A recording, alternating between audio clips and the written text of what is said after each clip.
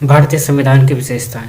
भारतीय संविधान की विशेषताएं जो भारतीय संविधान की विशेषताएं हैं जो कि विश्व के अन्य संविधानों की विशेष की एक अलग पहचान देती है। विश्व में जो जितने भी संविधान है उससे हमारे भारतीय संविधान एक अलग पहचान देती है, जिसकी प्रमुख विशेषताएं लिखित एवं विस्तृत संविधान।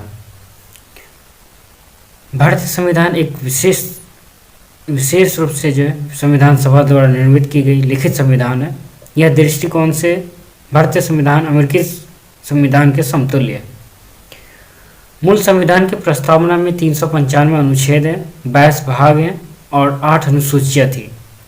वर्तमान में एक प्रस्तावना 465 अनुच्छेद, 25 भाग और 12 अनुसूचियाँ। विश्व में किसी भी देश का संविधान जो है इतना बड़ा संविधान नहीं है जितना बड़ा कि हमारा इंडिया का है। भारत के संविधान की जटिलता के कारण कुछ लोगों ने इसे वकीलों का स्वर्ग, लॉयर्स पैराडाइज भी कहा गया, इसे कहा है। भारत की प्रस्तावना की बात करते हैं। भारतीय संविधान की प्रस्तावना। भारतीय संविधान की प्रस्तावना प्रारंभ में उत्कृष्ट प्रस्तावना से आरंभ होता है, जिसमें जनता की भावनाएं एवं आकांक्षा को मुख्य रूप से समाविष्ट किया गया है। संविधान निर्माताओं ने को विचार जानने के लिए प्रस्तावना की कुंजी की तरह कार्य करती है। प्रभुत्व संपन्न राज्य। संपन्न राज्य उसे कहते हैं जो अपनी आंतरिक तथा वैदेशिक नीतियों को स्वयं निर्धारित करता हो तथा बाह्य नियंत्रण से सर्वथा मुक्त हो। इस संबंध में भारत पूर्णतः स्वतंत्र है। भारत की संप्रभुता किसी विदेशी सत्ता में नहीं अपितु भारत की जनता में ही निहित है कि भारत की जनता के द्वारा ही चुनी जाती है सरकार और भारतीय जनता के द्वारा ही जो संप्रभुत्व होता है। और यद्यपि भारत की आज़ादी के बाद राष्ट्रमंडल, कॉमनवेल्थ, यूएनओ का एक सदस्य है, लेकिन उसकी सदस्यता अपनी इच्छा अनुसार है कि भारत जो कॉमनवेल्थ, यूएनओ का सदस्य है वो अपनी इच्छा के अनुसार किसी के दबाव में नहीं। लोकतंत्र गणराज्य, लोकतंत्रात्मक गणराज्य।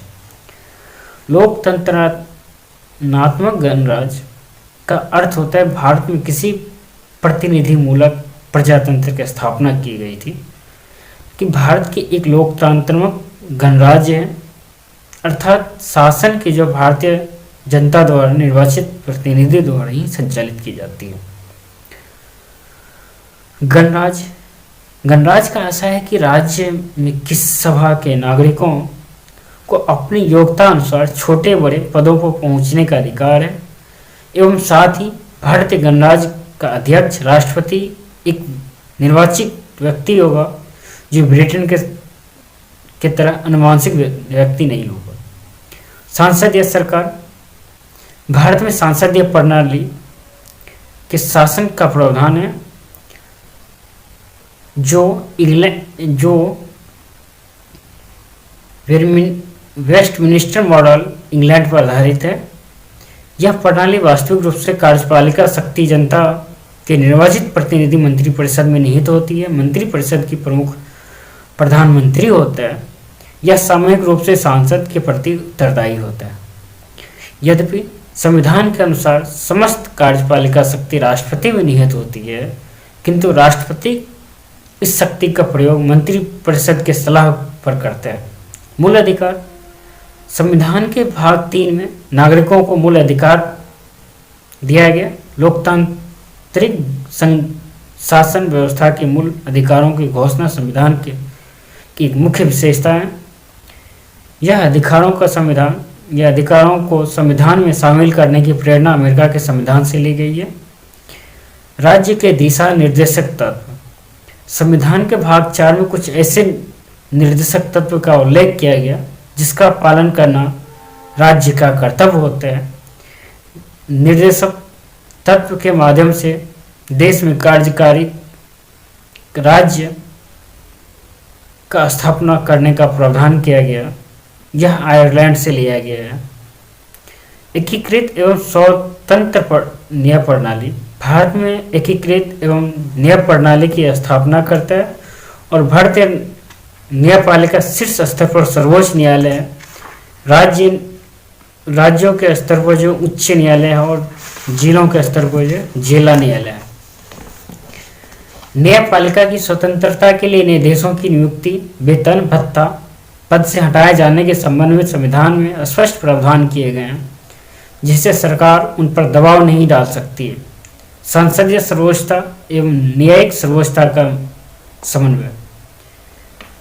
भारतीय संविधान में संसदीय सर्वोच्चता और न्यायपालिका की सर्वोच्चता के बीच में एक अद्भुत समन्वय है। भारतीय संसद ने न तो इंग्लैंड के संसद की तरह सर्वोच्च है, न ही यहाँ की न्यायपालिका की तरह असीमित शक्तियाँ प्राप्त है। कठोर एवं लचीला संविधान। भारतीय संविधान एक कठोर और लचीला दोनों प्रकार के संविधान है। यह कठोर इसलिए है, इनमें कुछ प्रावधान में संशोधन करना अत्यंत कठिन है, लेकिन इसके लिए कुछ विशेष प्रक्रिया का अनुसरण किया जाता है, जबकि अधिकांश प्रावधानों संसद के साधारण बहुमत द्वारा संशोधित किया जा सकता है, जो संविधान के लचीलापन को दर्शाता है। हमारे संविधान में कुछ ऐसे संशोधन हुए जिनके परिणाम स्वरूप तात्विक दृष्टि से संविधान की पुनः संरचना हो गई, इनकी रचना हो गई। इनमें विशेष उल्लेख 7वां, 42वां, 73वां, 74वां संविधान संशोधन। अंतिम 2 संशोधन क्रमशः भाग 9(1) क में भी जोड़े गए, जो पंचायत और न्यायपालिका से संबंधित है, और तीसरे स्तर के बारे में उपबंध किया गया, जो किसी देश के संविधान में नहीं मिलता। यानी कि भारतीय संविधान के अलावा किसी भी संविधान में इस तरह का प्रावधान नहीं मिलता। एकल नागरिकता। संघात्मक संविधान में साधारणतः दोहरी नागरिकता का एक संघ एवं दूसरे राज्य की होती है। जैसे अमेरिकी संविधान में दोहरी नागरिकता प्रावधान है, भारतीय संविधान में केवल एकल नागरिकता सिटीजन यानी कि एकल नागरिकता का प्रावधान किया गया। भारत के प्रत्येक नागरिक केवल भारत का नागरिक है, न केवल किसी प्रांत का जिसमें वह रहता है। एकल नागरिकता प्रणाली ये होती है कि जिसमें जो एक ही जगह नागरिकता होती है, वो किसी प्रांत का या किसी जगह का नहीं होता, वो पूरे भारत का एक नागरिक होता है। वैश्विक मताधिकार। वैश्विक मताधिकार भारत में संसदीय प्रणाली की व्यवस्था, जिनमें जो देश के शासन जनता के द्वारा किया जाता है। संविधान में वैश्विक नागरिक को मत देने का अधिकार दिया गया है। संविधान लागू होने के समय मतदान करने का अधिकार केवल उन्हीं व्यक्ति को प्राप्त था जो 21 वर्ष के आयु को प्राप्त कर चुके थे। लेकिन संविधान संशोधन 61वें संविधान 1869 संशोधन में जो है 1889 में मतदान के द्वारा यानी मतदान का उम्र जो है 21 वर्ष से घटाकर जो 18 वर्ष कर दिया गया। वैश्विक मताधिकार लोकतंत्र के अस्तित्व को प्रदान करता है, साथ ही नागरिकों को स्वाभिमान में भी वृद्धि करता है एवं समानता के सिद्धांत को लागू करता है। केंद्रीय मुख्य संविधान। भारतीय संविधान की एक प्रमुख विशेषता है कि यह संघात्मक होते हुए भी केंद्रीकरण की प्रवृत्ति आपातकालीन परिस्थितियों में संविधान पूर्णतः एकात्मक स्वरूप धारण कर लेती है। पंथ निरपेक्ष राज्य। पंथ निरपेक्ष राज्य का आधारभूत सिद्धांत यह होता है कि यह राज्य धार्मिक मामलों में तटस्थ की नीति का पालन किया जाए। भारत एक धर्मनिरपेक्ष राज्य है। इसके लिए किसी धर्म विशेष को भारत राष्ट्र के धर्म के तौर पर मान्यता नहीं देता है। धर्मनिरपेक्ष पश्चिमी अवधारणा को जो धर्म और राजनीतिक की समझ से उपजी, वह भारत जैसे बहुत धर्मी देश में लागू नहीं होती है।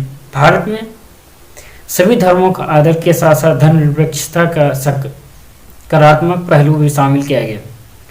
समाजवादी राज्य। समाजवादी राज्य की स्थापना संविधान के उद्देश्य, जिसका संकेत प्रस्तावना में वर्णित सभी नागरिकों को आर्थिक न्याय, प्रतिष्ठा तथा अवसर की समानता दिलाने का संकल्प मिलता है। समाजवादी शब्द संविधान में 42वें संशोधन के द्वारा 1776 ईस्वी में जोड़ा गया। भारतीय समाजवाद लोकतंत्र की विचारधारा पर आधारित समाजवाद, जिसका उद्देश्य विभिन्न वर्गों में असमानता समाप्त करने, आर्थिक एवं सामाजिक शोषण को समाप्त करना। मूल कर्तव्य 42वें संशोधन के द्वारा संविधान में एक नया अध्याय 4 क एवं अनुच्छेद 51 यानी 51 का जोड़कर नागरिकों के मूल कर्तव्य को शामिल किया गया। अल्पसंख्यक के हितों की रक्षा। भारतीय संविधान इस अर्थ में विशिष्ट है कि इनमें अल्पसंख्यक समुदाय के हितों को सुरक्षा प्रदान करने की गई। इसके लिए अनुच्छेद 19 में अल्पसंख्यकों की भाषा, लिपि, संस्कृति बनाए रखने के लिए तथा 30 में शिक्षण संस्थानों की स्थापना तथा प्रशासन करने का अधिकार होगा। संविधान यानी विधि का शासन। भारतीय संविधान विधि के शासन का स्थापना करता है। इसके अंतर्गत विधि के समक्ष सभी नागरिक समान हैं तथा राज्य के सभी प्राधिकारी विधि द्वारा नियमित एवं नियंत्रित होते हैं। अनेक देश के संवैधानिक तत्वों का समावेश। भारतीय संविधान विशिष्टता यह है कि यह कई देशों के संविधानों से मिलकर बना हुआ है। विदेशी संविधानों के उपबंध को भारतीय वातावरण के अनुरूप ढालकर संविधान में शामिल किया गया। डॉक्टर भीमराव अम्बेडकर ने कहा था कि कोई भी संविधान कितना भी अच्छा क्यों ना हो जाए, उसे क्रियान्वित करने वाला बुरे व्यक्ति हो तो संविधान बुरा हो। अगर आपको वीडियो अच्छी लगी हो तो लाइक्स, कमेंट्स, शेयर कीजिए, जिससे कि हमें मोटिवेशन मिलता रहे और आप लोगों के लिए इस तरह से नए नए वीडियोज लाते रहे।